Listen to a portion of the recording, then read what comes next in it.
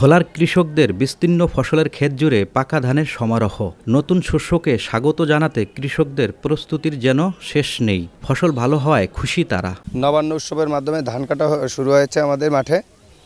এবার অত্যন্ত বিগত দিনের জন্য অত্যন্ত ভালো মৌসুমে ভালো ধান হয়েছে। আমরা ইনশাল্লাহ আশা করি অনেক লাভবান। এদিকে কৃষকদের উৎসাহ বাড়াতে গেল মঙ্গলবার ভোলা সদরের আলীনগরে নবান্ন উৎসবের আয়োজন করে ভোলা কৃষি বিভাগ। কৃষকদের সাথে তারাও নামেন ধান কর্তনে। এ ধরনের আয়োজন হারানো ঐতিহ্য ফিরিয়ে আনতে সহায়তা করবে বলে মনে করছেন স্থানীয়রা। আনন্দ মুখর পরিবেশে, উৎসব মুখর পরিবেশে আজকে কৃষক এইখানে বিলে মধ্যখানে সবাই একত্রিত হয়ে ধান কাটার জন্য প্রস্তুতি নিচ্ছে এবং ধান কাটবো। এই ধান কাটার উৎসব গ্রামীণ জীবনকে আরও উন্নত করছে এবং আমরা আশা করি এই উৎসবের মধ্য দিয়ে আমাদের হারানো ঐতিহ্য ফিরে পাবে।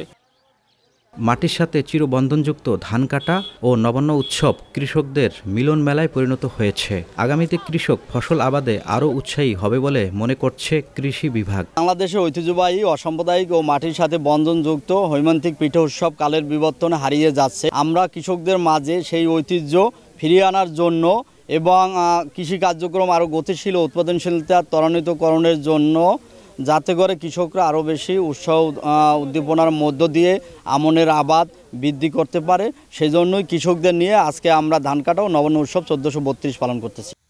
হারানো ঐতিহ্য ধরে রাখতে প্রতি বছরই এমন আয়োজন হবে বলে জানায় জেলা প্রশাসন।